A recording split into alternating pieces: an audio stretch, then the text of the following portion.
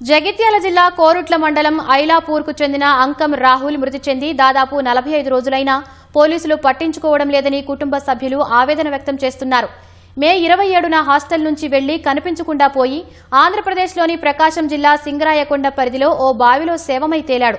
గుర్తు తెలియని మృతదేహంగా కేసు నమోదు చేసి అక్కడి పోలీసులు శవాన్ని ఖననం చేశారు. అనంతరం సామాజిక మాధ్యమాల్లో రాహుల్ అదృశ్యం ప్రసారం కావడంతో అక్కడ లభించిన మృతదేహం అతనిదేనని నిర్ధారించారు. కుటుంబ సభ్యులకు సమాచారం ఇవ్వడంతో దుస్తువులు, లాకెట్ ఆధారంగా మృతదేహం రాహుల్దేనని గుర్తించి మృతిపై అనుమానం వ్యక్తం చేశారు. పూర్తిస్థాయి విచారణ చేపట్టి న్యాయం చేయాలంటూ పోలీసులకు కుటుంబ సభ్యులు వేడుకున్నారు.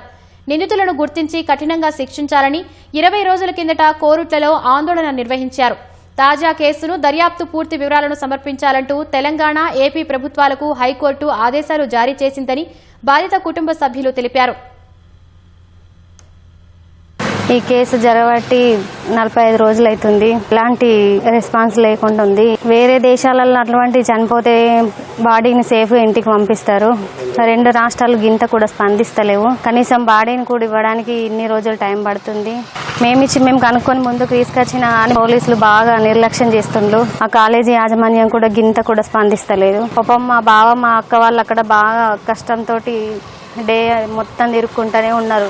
పోలీస్ స్టేషన్ల మధ్య, కోర్టుల మధ్య తిరుగుతూనే ఉన్నారు. ప్రభుత్వం కొంచెం తొందరగా స్పందించి దోషులను ఖచ్చితంగా శిక్షించాలని కోరుకుంటున్నాం. కాచిగూడలో మిస్ అయ్యి ఎక్కడ సింగరాయకొండలో బావిలో శవమై తేలిండు. ఎవరో హత్య చేసి పడేసిరని 100% మాకు అనుమానము. ఇప్పటి వరకు కేసుకు సంబంధించినంత మట్టుకు ఏమి కూడా ఒక్క పాయింట్ మందం కూడా ముంగటికైనట్టు అనిపించలేదు. ఇప్పుడు మా అన్నయ్య వాళ్ళు మొన్న ఒక 1 వీక్ ముందు హైకోర్టులో పిటిషన్ వేసారు.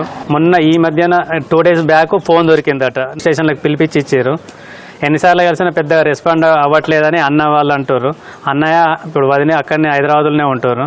నుంచి ఇప్పటి వరకు ఏం ఆధారాలు సమర్పించలేరు. ఖచ్చితంగా వారం వరకు హత్యకు సంబంధించిన డీటెయిల్స్ అన్నీ కోర్టుకు సబ్మిట్ చేయాలని చెప్పింది. ఆత్మహత్య అంటాడు. ఆత్మహత్య ఎందుకు చేసుకుంటాడు? అసలు పట్టించుకున్నాడు. ఓడి పట్టించుకోకుంటే మా గత ఏం కావాలి?